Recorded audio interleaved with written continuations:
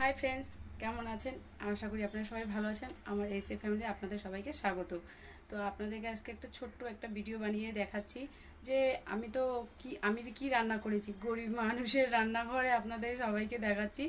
তো গরিবরা রান্না করলেও জমিদারের মতো আজকে খাবে। দেখুন আজকে জমিদারের রান্না কি কি হয়েছে। গরিবের জমিদারি রান্না দেখুন। এখানে হয়েছে চিকেন রান্না হয়েছে, কারণ ছেলে মাছ খায় না। দেখুন আজকে ইলিশ মাছ রান্না করেছি পুরো 1 বছর পর, কারণ আমার বর গেল বছর এনেছিল বর্ষাকালে, আর এই বছর এনেছে ইলিশ মাছ।